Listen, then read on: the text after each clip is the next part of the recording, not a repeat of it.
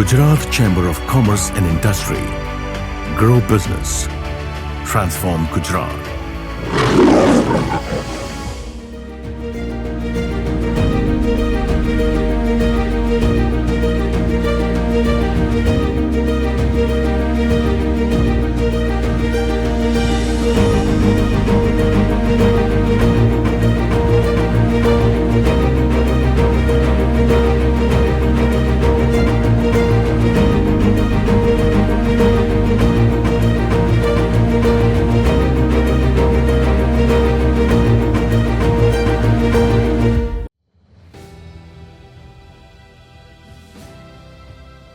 સફળતા એ નથી કે તમે કેટલું કમાયા, સફળતા એ છે કે તમે કેટલા લોકોના સપનાઓને આકાર આપ્યો.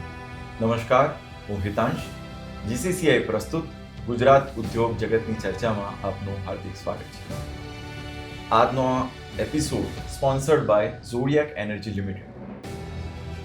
મિત્રો, એવું કહેવાય કે ધરતીનો છેડો એટલે ઘર.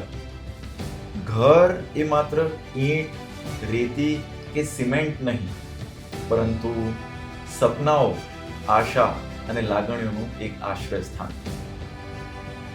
કોઈ માટે ઘર એ પોતાના સંતાનોની સુરક્ષા હોય, તો વૃદ્ધા અવસ્થાનું એક આરામનું સ્થાન પણ હોય, તો કોઈ માટે એ પોતાની એક સ્વસિદ્ધિ અથવા પોતાની સપનાઓની સિદ્ધિ પણ હોઈ શકે.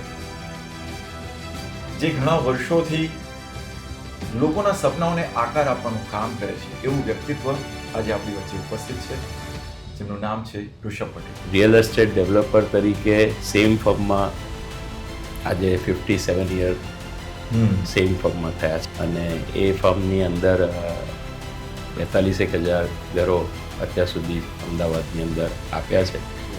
એટલે હાઉસિંગની રિક્વાયરમેન્ટ વધતી જાય છે અને સાઇઝ ઘટતી જાય છે. ઇન્ડિયા હજુ હાઉસિંગ સરપ્લસમાં નથી આવ્યું. અર્બન ઇન્ફ્રાસ્ટ્રક્ચરની કોસ્ટ પણ સરકારને જસ્ટિફાઈ કરવાની છે, એટલે FSI વધારે છે અને એની અંદરથી જે કોસ્ટ રેવન્યુ આવે છે એમાંથી જ ઇન્ફ્રાસ્ટ્રક્ચર ડેવલપ થાય છે. એક જ સમય પ્રમાણેના, એક જ રીતના ભાવવાળા મકાનો અમે અમદાવાદની અંદર ડેવલપ કર્યા. ખૂબ ખૂબ સ્વાગત છે Rishabhbhai. Thank you so much. Rishabhbhai છેલ્લા ઘણા વર્ષોથી લોકોના સપનાઓના મકાનને આકાર આપવાનું કામ કરે છે અને ખૂબ લોકોના જીવનમાં તેમણે પરિવર્તન લાવવાનું પણ કામ કર્યું છે.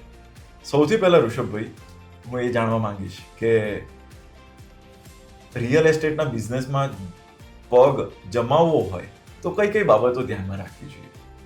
રિયલ એસ્ટેટનો વેપાર એવો છે કે જેની અંદર આપના જીવનના મોટા ભાગનો સમય સાથે ને સાથે વ્યતીત કરો તો જ એની સાથે ચાલે છે. જીવનની અંદર વેપાર કરવાની તકો ઘણી બધી આવે છે અને રિયલ એસ્ટેટની અંદર પણ ઘણા બધા પ્રકાર હવે થઈ ગયા છે. ખાલી બાંધકામ કરવું, જગ્યા રાખવી, લેન્ડ ટ્રેડિંગ કરવું અને એના જે પાસા છે એના ભાગરૂપે આજકાલ એના નામ પણ ઘણા બધા જુદા જુદા લોકો બોલાવે છે. ઘણા લોકો ડેવલપર બોલે છે, ઘણા લોકો બિલ્ડર બોલે છે, ઘણા લોકો જમીનોનું કરે છે એવું કહે છે. પણ આ વાત હરીફરીને એ એક જ પાસાની વાત છે. દરેક લોકો જુદા જુદા પોતાના રિસોર્સિસ પ્રમાણે કામ કરે, પણ 3 જનરેશન સુધી આ પેઢીને ચલાવી એ એંગલ અમારા પરિવારનો અલગ રહ્યો છે. જી. રિયલ એસ્ટેટ ડેવલપર તરીકે સેમ ફર્મમાં આજે 57 યર સેમ ફર્મમાં થયા છે. રાઈટ. અને એ ફર્મની અંદર 42,000 ઘરો અત્યાર સુધી અમદાવાદની અંદર આપ્યા છે. તો એ લાગણીશીલ અમારી વાત છે કે એક જ સમય પ્રમાણેના, એક જ રીતના ભાવવાળા મકાનો અમે અમદાવાદની અંદર ડેવલપ કર્યા. એટલે આમ જોઈએ તો રિયલ એસ્ટેટ ફક્ત બાંધકામનો વ્યવસાય નહીં, પરંતુ લાગણીઓને આકાર આપવાનો એક વ્યવસાય કહેવાય. તો હું સૌથી પહેલા પૂછીશ કે પાર્શ્વનાથ કોર્પોરેશન, એની જર્નીનો પ્રારંભ એ કઈ રીતના થયો? મારા ફાધર સુણાવ ગામમાં જન્મ્યા હતા. પેટલાદ પાસે એ ગામ આવ્યું અને ત્યાંથી એ વિદ્યાનગરમાં એન્જિનિયરિંગ કરી અને અમદાવાદ નોકરી કરવા માટે આવ્યા હતા. અને એ નોકરી કરતાં કરતાં એમને એવું થયું કે નોકરી એ મારા માટે ડિઝાઇન થયેલી વસ્તુ નથી. જી. એટલા માટે થઈને એમણે નોકરીનો ત્યાગ કરી અને પોતે બાંધકામ કરવાનું શરૂ કરવા માટે આખી જર્નીમાં આવ્યા હતા. એ જમાનો અલગ હતો કે જ્યારે પૈસા એ જ મૂળભૂત રો મટીરિયલ હતું અને એ લોકો પાસે ઓછું હતું.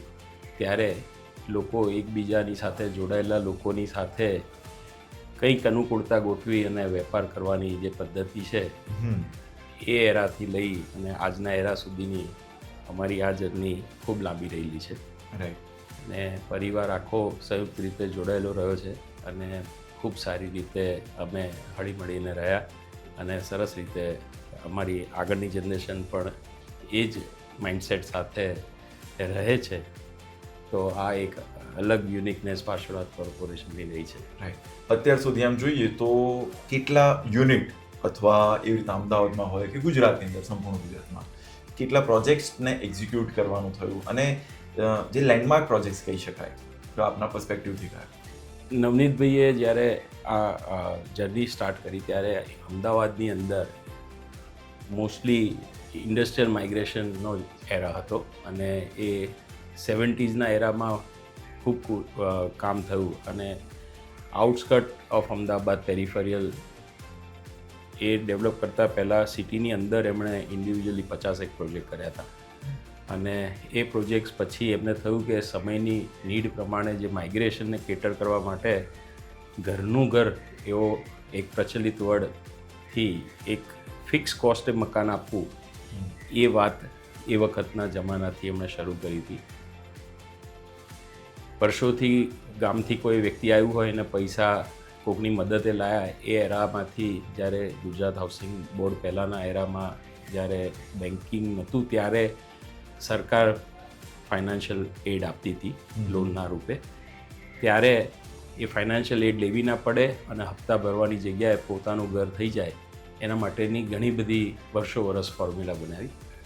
એમના 4 ડેકેડ્સની અંદર ઇન્ડસ્ટ્રીયલ માઇગ્રેશનના પ્રાઇમરી કન્સર્ન પછી જ્યારે ઇકોનોમિક ગ્રોથનો શરૂઆત થઈ ત્યારે પણ મોટા ફાઇનાન્શિયલ ઇન્સ્ટિટ્યુશનની જોડે રહી અને અમે મકાન અને ફાઇનાન્શિયલ એડ બંને લોકોને આપ્યા. એમ કરીને આ ઘર નંબર ઓફ ઘર વધારે બનવાની પ્રક્રિયા એટલે માટે થઈ કે એ બંને સુવિધા પાર્શ્વનાથ કોર્પોરેશને ઊભી કરી. એટલે અમે લોકોની જરૂરિયાત સમજી અને ઘર ડિઝાઇન કર્યા અને એ ખાલી ઘર બનાવવાની જગ્યાએ કમ્યુનિટી ડેવલપમેન્ટ થાય. અચ્છા. કારણ કે પાર્શ્વનાથ કોર્પોરેશન ઇન્ડિયાનો ફર્સ્ટ ડેવલપર હશે કે જેમણે 1987ની અંદર ટાઉનશીપ વર્ડ અને પાર્શ્વનાથ ટાઉનશીપ પ્રોજેક્ટ જે 11 લાખ વાર જગ્યાની અંદર મૂકી હતી અને એની અંદર 10,000 મકાન અમે ટેનામેન્ટ સ્વરૂપે બનાવ્યા હતા. એટલે ખાલી ગ્રાઉન્ડ ફ્લોરનું ડ્વેલિંગ સાથે 10,000 મકાનનો પ્રોજેક્ટ થયો હોય એવો એ પહેલો પ્રોજેક્ટ. રાઈટ. એટલે એક રીતના જુઓ તો એક આખી ટાઉનશીપ એટલે આખી કોમ્યુનિટી બિલ્ડ કરવાની. તો સ્વાભાવિક છે કે કોઈ પણ એક બિઝનેસ એટલે જ્યારે એક આખી કોમ્યુનિટી તો લોકો ઘણા બધા સ્ટેક હોલ્ડર્સ એની અંદર આવતા હોય. આ રિયલ એસ્ટેટ બિઝનેસની અંદર તમે આમ ચેલેન્જીસ કેવા પ્રકારની આવતી ગઈ અને તમે તમારા સ્વભાવ અને મિજાજ પ્રમાણે સ્વાભાવિક છે કે તમે એને ઓવરકમ એનો સામનો કેવી રીતના કરતા કે એમાં વધારે જાણવાની ઈચ્છા. એરાની વાત કરીએ તો મેં 97થી જોઈન કરી ફર્મ અને હું જ્યારે જોઈન થયો ત્યારે એ જુદા એરાની શરૂઆત હતી. એના પહેલાંનો એરા એને એનઓસીનો એરા કહેવાતો હતો કે જ્યારે ઝોનિંગ એ બહુ પ્રાયોરિટી નથી અને છેલ્લા 6-7 વર્ષમાં જ ટાઉન પ્લાનિંગ સ્કીમ વર્ડ 97 પહેલાં વધારે પોપ્યુલર થયો હતો. એના પહેલાં પોકેટ વાઇઝ ડિમાન્ડ સપ્લાય પ્રમાણે સરકારમાંથી એને એનઓસીનો યુગ હતો. એટલે ફેઝ વાઇઝ સોસાયટી ડેવલપર શરૂઆતમાં એને સોસાયટી ઓર્ગેનાઇઝર કહેતા હતા અને પછી એ સોસાયટી ડેવલપરમાંથી બિલ્ડર થયા અને બિલ્ડરમાંથી ડેવલપર તરીકેનો સંયુક્ત આખો બિગ અપનાવવાની જર્નીમાં બહુ લોકો જોડાયા. એના કરતાં વાત કરીએ તો બહુ પ્રોડક્ટ જુદી જુદી બનાવી. એટલે રિયલ એસ્ટેટની જર્ની કેવી છે કે એ દરેક વખતે ઇકોનોમીના પ્રમાણે ડિઝાઇન થાય. એનું મૂળભૂત રિઝનિંગ ડેવલપર નથી, પણ ઇકોનોમી પ્રમાણે ડેવલપર એને ફ્રેમવર્ક કરી આપે એ ડેવલપરની ક્રાફ્ટમેનશીપ છે. અચ્છા. સરકાર જુદી જુદી પોતાના રેવન્યુના માટે જુદા જુદા મોડલ દર વખતે બદલ્યા કરે અને એ મોડલને લોકોના પ્રમાણે ઇકોનોમીને ફિટ અને લોકો એની અંદર બ્રીધેબલ રીતે પૈસા ભરીને પોતાનું ઘર વસાવી શકે એ ક્રાફ્ટમેનશીપ ડેવલપર જ કરી શકે. રાઈટ. તો આમ જો તો તમારી જે ક્રાફ્ટમેનશીપ છે એની પાછળ કઈ કઈ બાબતોનું તમે ખાસ ધ્યાન રાખતા? હમણાં હું સેપ્ટમાં માસ્ટર્સના સ્ટુડન્ટના ક્લાસ લેવા જાઉં છું, ત્યારે આ માસ્ટર્સના પ્લાનિંગના સ્ટુડન્ટ પૂછે છે કે ડ્રોઈંગ રૂમ નાનો કેમ થતો જાય છે, સુપર બિલ્ટઅપ એરિયાનો એરિયા. એટલે મેં સવાલનો જવાબ આ રીતે આપ્યો કે જે આપ પણ વિચારી શકશો કે સુપર બિલ્ટઅપ એરિયા એ ટોટલ બાંધકામનો એરિયા છે. હવે જે બાંધકામના એરિયાના નવા નિયમો નવી GDCRમાં ઉમેરાય છે એ નવી નીડ પ્રમાણે ઉમેરાય છે. આજે 2 BHKનું ઘર રાખવાવાળા પણ 2 ગાડી રાખે છે. હવે એ 2 ગાડી રાખે તો આમ ડિસ્પ્રપોર્શનેટ કહેવાય, કારણ કે આપણે હાઉસિંગ ડેફિસિટ કન્ટ્રીમાં આવીએ છીએ.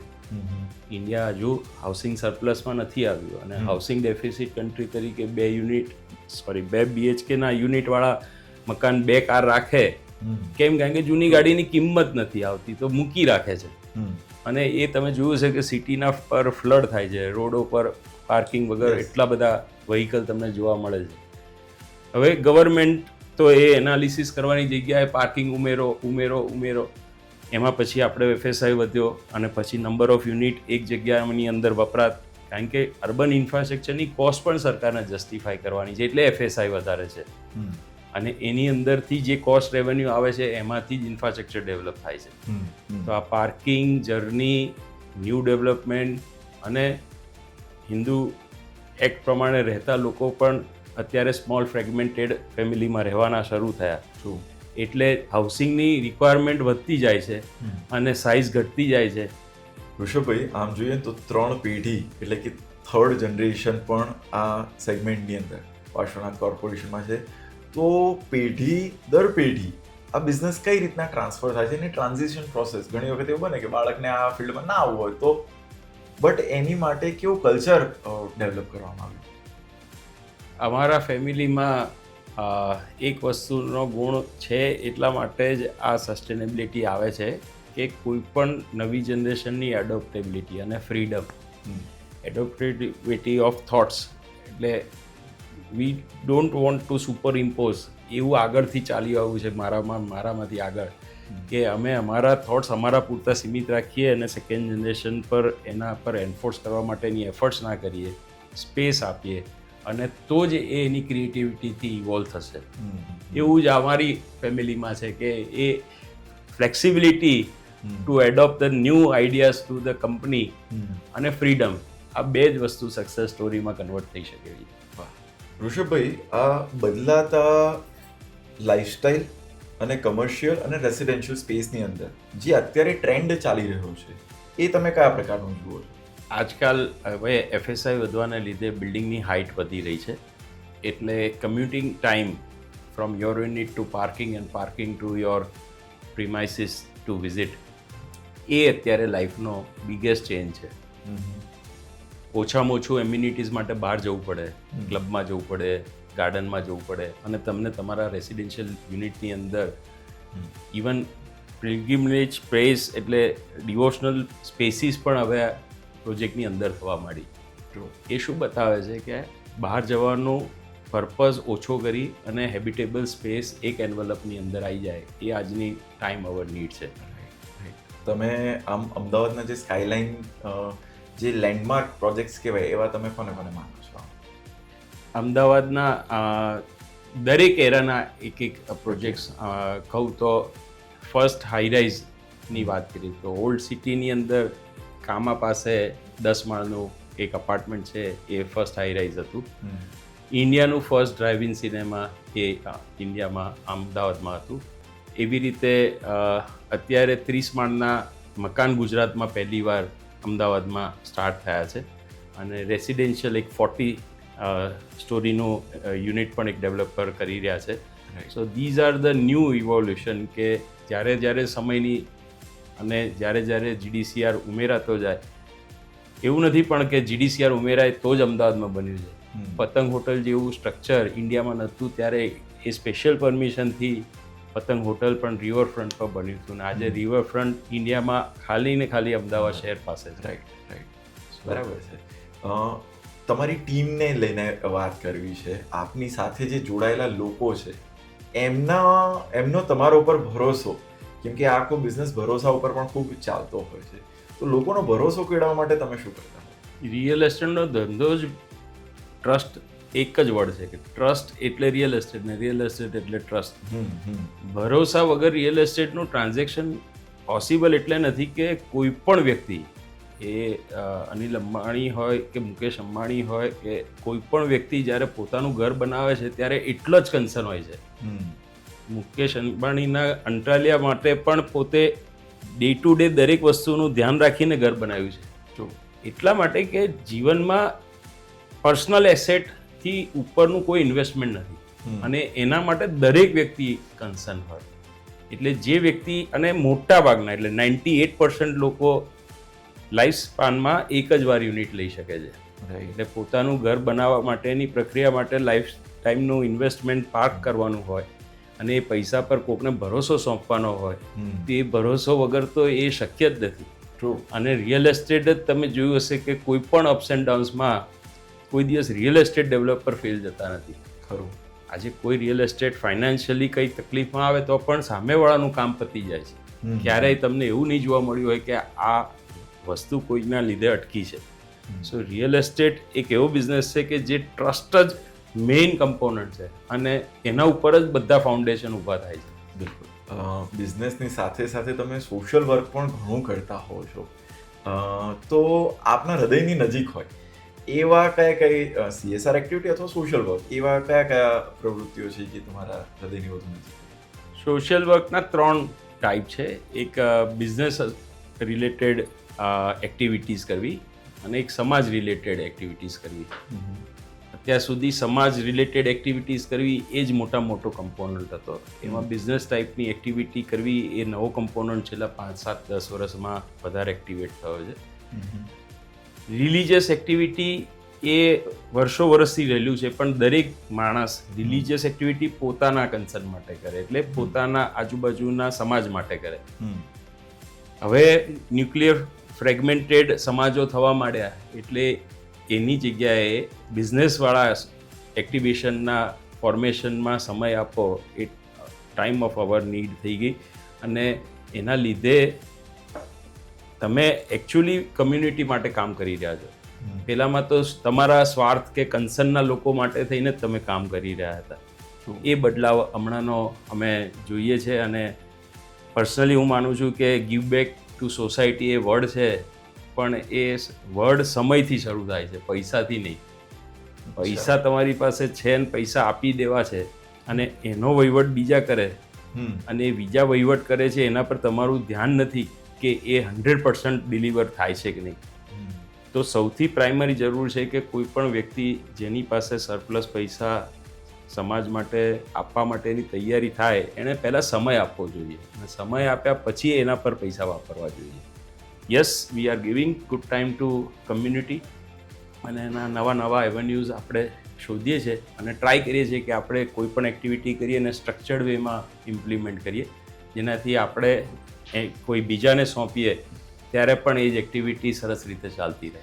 તો જેમ તમે કહ્યું ગિવિંગ બેક ટુ ધ સોસાયટીવાળી વાત કરી, એવી કઈ એક્ટિવિટી જેની સાથે હવે જ્યારે તમે એક્ટિવિટી કરો છો, જેમ તમે કીધું કે સમય આપવો, તમે ત્યાં રૂપિયા નથી મળતા તો તમને ત્યાં શું મળે છે? સંતોષ મળે છે. સંતોષ એવી વસ્તુ છે કે જે પૈસા આપવાથી નથી મળતો.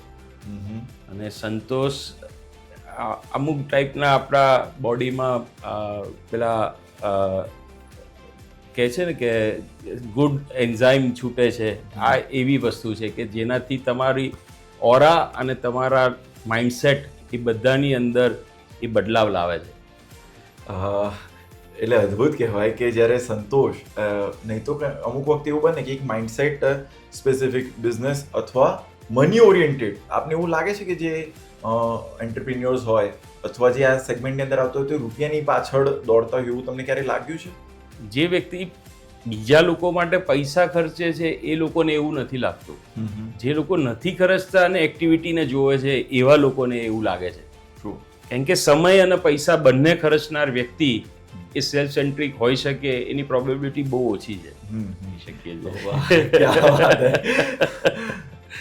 લાઈફનો કોઈ એવો કોટ અથવા લાઈફનો મંત્ર જેને કહેવાય કે જેને પકડીને તમારું જીવન અત્યાર સુધી અહીંયા આ સ્ટેજ સુધી પહોંચ્યું છે, અથવા લાઈફના તમારા કોઈ જેનાથી તમે આ ઇન્સ્પાયર જે વાત મેં આપને કહી ને એના રેફરન્સમાં એક વાત કહું કે હવે ઇનોવેશન કરવું એ મેજર પ્રાયોરિટી લાઈફમાં છે. કારણ કે કન્સ્ટ્રક્શન એક પદ્ધતિથી કરવું, સ્પીડથી કરવું, એના પાછળ રીએન્જિનિયરિંગ કરવું, એ બધા ફેઝિસને હવે આપણે અચીવ કર્યા પછી મારા મનમાં એનર્જી સેવિંગ કરવી એ સૌથી મોટી પ્રાયોરિટી છે. છેલ્લા થોડાક વર્ષોમાં અમે એક હોસ્ટેલ બનાવી છે કે જેની અંદર એનર્જી સેવિંગ કરવા માટે એર કન્ડિશનિંગ વગર 27 ડિગ્રી અચીવ થાય. હવે આ વાત આમ કલ્પનાની બહાર જતી હતી, પણ 2 વર્ષ આપીને એક પ્રોડક્ટ બનાવીને રિસ્ક લઈને એને જસ્ટિસ કર્યું છે. તો ડ્રાય એરથી 27 ડિગ્રીનું એન્વલપ જીટોની એક હોસ્ટેલ બનાવવામાં ઇનોવેશન કામ થયું. તો એનો સંતોષ છે કે આ એક ઇનોવેશન કરવાથી પ્રોડક્ટ થઈ. હવે મારું બીજું ડ્રીમ છે કે મોટા બિલ્ડિંગોની અંદર એર કન્ડિશનિંગ થી એનર્જીને ઘટાડવી, એટલે કનેક્ટિંગ લોડ એર કન્ડિશનિંગનો ઘટાડો અને આપણી અર્થ ઉપરની ફૂટપ્રિન્ટની અંદર આપણા ઇનપુટને લીધે હું એવું કહું છું કે આપણે વેસ્ટેજ નહીં કરીએ ને તો પણ એનર્જી પૃથ્વી પર બહુ બચાવી જઈશું. તમને લાગે છે કે આ સસ્ટેનેબલ જે કન્સ્ટ્રક્શન છે એ કોસ્ટ ઇફેક્ટિવ હોઈ શકે? હા, હોઈ શકે ને. આપણે દરેક ફેશનમાં આપણે જોયું હશે કે વસ્તુ પાછી આવે છે. તો ફેશન છે ને કમ્ફર્ટ માટે છે. ફેશન એ બીજા માટે નથી, પોતાના માટે છે. Gift to your self. Cement પર ગયા કારણ કે ફાસ્ટ બાંધવું હતું એટલે ફ્રેમવર્ક ફાસ્ટ કાસ્ટ કરવા માટે થઈને ગ્રેડ બદલ્યો 30 થી 43 ગ્રેડથી 53 ગ્રેડને ફાસ્ટ. અત્યારે અમે ટનલ ફોર્મ ટેકનોલોજી પર કામ કરી રહ્યા છે. 9 દિવસની સાયકલ 7 દિવસે લાવ્યા છે. 7માંથી 3 દિવસ લાવવાની છે. 3 દિવસે સ્લેબ કાસ્ટ થાય. અને હવે એના પછીની ટેકનોલોજીમાં 3 દિવસે 2 ફ્લોરના સ્લેબ કાસ્ટ થાય. હવે એ નવી ટેકનોલોજી આવી રહી છે. એટલે જ્યારે FSI વધરાય ત્યારે પહેલાં જેમ 1.5 વર્ષે પ્રોજેક્ટ કરતા હતા અને બીજા વર્ષે ડિલિવરી કરી દેતા હતા, એવું FSI વધ્યા પછી પણ બીજા વર્ષે ડિલિવરી થઈ શકે અને પ્રોજેક્ટ સાયકલ મોટી ના થાય એના માટેના કામ પર કામ થઈ રહ્યું છે. મોટાભાગે એને શોર્ટ કરવા માટે પ્રીકાસ્ટ એન્જિનિયરિંગ પણ એમાં ઇન્કોર્પોરેટ થઈ રહ્યું છે. અને આટલા મોટા બિલ્ડિંગ બને અને એ આ 46 ડિગ્રીના સિટી એન્વલપની અંદર લાઇમ પ્લાસ્ટર કરીને બિલ્ડિંગ એન્વલપ ઠંડુ રાખીએ, એર કન્ડિશનિંગનો ટનેજ વોટર રિસાયકલ કરીને 50% એ જ એનર્જીને કન્વર્ટ કરી અને આપણે આપણી એનર્જીને બચાવીએ તો આપણે ફૂટપ્રિન્ટમાં નવું ઇનોવેશન કરી શકીએ, એવું પર્સનલી મારું માનવું છે. આમ જોઈએ ને તો ઋષભભાઈની એનર્જી એટલે અદ્ભુત, જોરદાર, જબરદસ્ત. તમે ઘણા બધાને ઇન્સ્પાયર કરો છો. તમારા માટે ઇન્સ્પિરેશન કોણ છે? તમારા લાઈફનો મંત્ર છે? મારા લાઈફનો મંત્ર છે સરળ રહેવા માટેનો. મારામાં એ ગુણ રહ્યા કરે એવી વ્યક્તિથી હું વધારે મોટિવેટ થઉં છું કે હું કંઈ પણ કરું તો એની અંદર એ પ્રોસેસમાં ઇન્વોલ્વ ના થઈ જવું અને હું મારી સેલ્ફને એ ડિટેચ મોડ પર રાખી શકું એવી રીતે કામ કરતો રહું તો જ હું બીજાને ઇન્સ્પિરેશન આપી શકું. જો મને એવું થાય કોઈ પણ કામ કરવાથી કે મારા કરવાથી થાય છે તો એ ગુણ જતો રહે છે, સામેવાળાને ઇમ્પ્રેસ નથી કરતો. તો એ મંત્રની પર વર્ક કરવા માટે હવે આ 50sની એજમાં નક્કી કર્યું છે કે જે લોકો આગળ આટલું બધું કરી ગયા અને એ લોકો આપણને એ મોટિવેટ કરીને જઈ શકે તો આપણે પણ એવું કરવું જોઈએ કે આપણે કશાની સાથે અટેચ ના થઈએ અને એના વગર આપણે કશું કોઈકને આપી શકીએ. એ મારો મંત્ર રહેશે. રિયલ એસ્ટેટ સેગમેન્ટની અંદર જે નવા આવનારા યુવાઓ છે એમને શું તમે કહેશો? નવી આવનારી જનરેશનની અંદર ચેલેન્જીસ વધારે છે.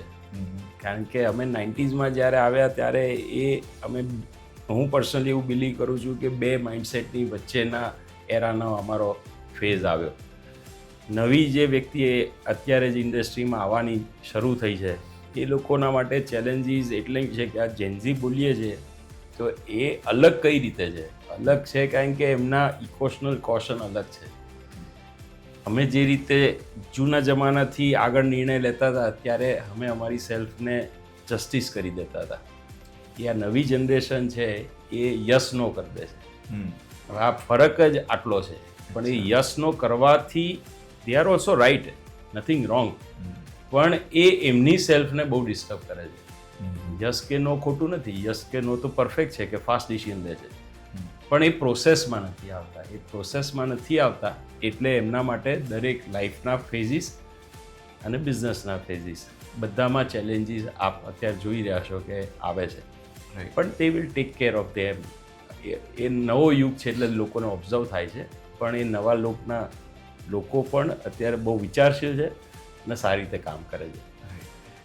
એક રીતના જોઈએ તો જે આવનારા સમયની અંદર એટલે એક મોડર્ન કલ્ચર હોય, એની સાથે કમ્યુનિટી બિલ્ડિંગ હોય અને લોકલ જે નીડ હોય એ બધાની વચ્ચેનું એક બેલેન્સિંગ, એટલે તમારે આખું કન્સ્ટ્રક્શન પણ કરવાનું જે અત્યાધુનિક સુવિધાઓ સાથેનું હોય, જે કલ્ચરલ હેબિટ્સ હોય અને એની સાથે કમ્યુનિટીને બિલ્ડ કરવું, તો એને કઈ રીતના બેલેન્સ કરતા? તમે જોશો તો ડેવલપર નિસ્વાર્થ રીતે કરનાર ડેવલપર જ કમ્યુનિટી છે. નહીં તો મોટાભાગના તમે બિઝનેસીસ જુઓ તો એ પોતાના નામ હશે ત્યાં જ પૈસા લખાવશે. ડેવલપર જ એવા હશે કે વગર નામે પણ પૈસા આપતા હશે લોકોના માટે, બીજાના માટે, એટલે પૈસા ખર્ચવાનો એ આનંદ લેતો હશે. પણ એવું બને કેમ કે રિયલ એસ્ટેટના સેગમેન્ટમાં આવું ને એટલે બહુ મોટું રિસ્ક લેવું, તો આ રિસ્ક ટેકિંગ કેપેસિટી કેવી રીતના ગ્રો કરી શકાય? એ અમારા બિઝનેસ ડીએનએમાં છે. કારણ કે અમારો બિઝનેસ સરળ નથી. એ સરળ નથી એટલે એ બધી ગુણ તમને ડેવલપ ઇન્ટરનલી કરાવે છે. તમે જમીન લો, સોદો થાય, ટ્રાન્ઝેક્શન કોકવાર સક્સેસફુલ જાય, કોકવાર કોકના મન ના મળતા હોય તો ના પણ જાય. એ બધા લેસન્સ અમને બહુ બધા ગુણ શીખવાડી જાય છે અને એ ગુણની અંદર અમે બેલેન્સ રહીને કામ કરી શકીએ છીએ. એટલે જ ડેવલપર કમ્યુનિટી પર લોકો, કહું છું ને કે પહેલાં એવું કહેતા હતા ને કે જૈન વ્યક્તિ રાખો બિઝનેસમાં તો તમારે વાઇઝ ડિસિઝન લેવાશે. એમ આજની જમાનાની નવી ભાઈ કહેવત છે કે તમે ડેવલપર ફ્રેન્ડ રાખો ને તો તમારા કામ બધા સરસ થઈ જશે. મેં આપણે જે બધી વાત કરી ને એ રેફરન્સ ટુ ડિફરન્ટ કેમ કરી કહું આપને, અમારો પાર્શ્વનાથ કોર્પોરેશન તરીકે એક અનુભવ અલગ એટલા માટે છે કે મેં આપણે કહ્યું કે 42,000 જેટલા ઘર બનાવ્યા. તો 42,000 ઘર એટલે 1.25 લાખ લોકો થયા. 1.25 લાખ લોકો 2011ના જે સેન્સેક્શનનો ડેટા છે એ 55 લાખ અમદાવાદની વસ્તી છે, એ આજે કદાચ કરોડની થઈ હશે. તો 2% લોકો એ વખત હતા, આજે પણ 1% લોકો અમારા બનાવેલા ઘરમાં રહે છે. એટલે આટલા બધા લોકોની જે સાથેના સંવાદના અનુભવો છે એના લીધે મેં તમને અલગ પર્સપેક્ટિવથી રિયલ એસ્ટેટ સમજાવવાનો ટ્રાય કર્યો. કારણ કે રિયલ એસ્ટેટની ફોર્મ્યુલામાં કમર્શિયલ વાત કરું તો એ વ્યક્તિને સમજણ પડવામાં થોડીક વાર લાગે, પણ આ અનુભવો એટલા માટે કહેવાના છે કે ધારો કે મેં આપણે પેલો સેપ્ટનો એક્ઝામ્પલ આપ્યો તો એ કહે કે મકાન નાનું થતું જાય છે, એના વિશે તમે શું કહેશો? મેં કીધું મકાન નાનું નથી થતું, ટીવી નાનું થતું જાય છે. પહેલાં સોનીનું ટીવી 2 ફૂટ બાય 3 ફૂટનું આવતું હતું, હવે દિવાલ પર લાગી જાય છે એટલે 2 ફૂટ ડ્રોઈંગ રૂમ નાનો કરી શકાય. એટલે કોઈ પણ વસ્તુનો પર્સપેક્ટિવ અલગ અલગ હોઈ શકે. વાત એની જ છે, પણ વાત સમજવા માટે તમે સમજો કે હું એમ કહેત કે ભાઈ મકાન નાનું કરી દીધું તો નાનું નથી થયું, જરૂરિયાત ઓછી થઈ. એ રીતના ઘર બને છે. એ આજના જમાનાની વાત છે. એટલે જ વર્ટિકલ જઈ શકાય છે અને વર્ટિકલ જઈ શકવા સાથે આટલી બધી એમ્યુનિટીઝને અંદર ઇન્કોર્પોરેટ કરી શકાય છે અને આટલા બધા લોકો સાથે રહી શકે છે. જીસીસીઆઈ સાથે પણ એનું પણ આપણે કામ જોયું છે કે નવા ઉદ્યોગોને, નવા ઉદ્યોગ સાહસિકોને પણ એક દિશા આપવાનું અને એને ગ્રો કરવાનું પણ એક કામ કરતો છે સંદીપભાઈનું જે નેતૃત્વ અને એમની લીડરશિપની અંદર આખું જે વર્ક કલ્ચર અહીં ડેવલપ થયું એ આપ કઈ રીતના જોશો? આપનો શો? સંદીપભાઈની એનર્જી બહુ અદ્ભુત છે અને સંદીપભાઈ બહુ પોઝિટિવ વ્યક્તિ છે. એટલે ચેમ્બર માટે કામ કરવું એટલે ઓછામાં ઓછા 40 પ્રકારના જુદા જુદા બિઝનેસીસને કેટર કરતું એસોસિએશન છે અને અત્યાર સુધી એવી રીતે જોવામાં આવતું હતું કે ચેમ્બરનો રોલ ખાલી ગવર્મેન્ટને પોલિસી ડિસિઝન માટે થઈને જ એડવાઇઝરી કરવાનું છે. એ આઈસ બ્રેક સંદીપભાઈના ટેન્યરમાં થયું. સંદીપભાઈએ જાતે સમય આપ્યો, જાતે એક્ટિવિટી કરી અને એટલી બધી એક્ટિવિટી કરી કે જેના લીધે ઘણા લોકો અગેન એ પાછા કહેવાય છે કે જોડાવાના મોડ પર આવ્યા. એ જોડાવાના મોડ પર એટલા માટે આવ્યા કે ક્રિએટિવ વર્ક ચાલે છે. ક્રિએટિવિટીથી બિઝનેસમાં એકબીજાનું કનેક્શન રાખવું એ સંદીપભાઈએ ચેમ્બરને આપ્યું અને ચેમ્બરનો ગ્રોથ કરવામાં એમનો સહયોગ બહુ જ એપ્રિશિએબલ છે. ખૂબ ખૂબ ધન્યવાદ ઋષભભાઈ. Thank you. અદ્ભુત અને મજા પડે એવી વાતો આપે કરી અને ગુજરાત ઉદ્યોગ જગતની ચર્ચામાં જે આ સેગમેન્ટની અંદર કામ કરનાર લોકો છે એમને પણ અને જે અલગ અલગ સેગમેન્ટમાં પણ કામ કરે છે એ બધાને પણ મજા પડી ગઈ વાતો કરી. ખૂબ ખૂબ ધન્યવાદ. Thank you so much. We appreciate. તો દર્શકો, આ હતા ઋષભભાઈ કે જેમણે ફક્ત લાગણીઓની ઉપર વધીને એ બધાને એક આકાર આપતું જે કામ કર્યું છે એ ચાહે કન્સ્ટ્રક્શનના ક્ષેત્રની અંદર પણ હોય કે પછી કોમ્યુનિટી બિલ્ડિંગની અંદર પણ હોય કે પછી સેવાના ક્ષેત્રની અંદર પણ હોય. ઉદ્યોગ જગતની ચર્ચામાં આજે બસ આટલું જ. આવા જ ઇન્ટરેસ્ટિંગ ટોપિક અને અદ્ભુત વ્યક્તિત્વોને સાથે અમે તમારો સંવાદ સાધતા રહીશું. આજનો આ એપિસોડ કેવો લાગ્યો અમને કમેન્ટની અંદર જરૂરથી જણાવો. મારી યુટ્યુબ ચેનલને જરૂરથી સબસ્ક્રાઇબ કરો અને શેર કરો. ફરી મળીશું. રજા આપશો. નમસ્કાર. Gujarat Chamber of Commerce and Industry. Grow business. Transform Gujarat.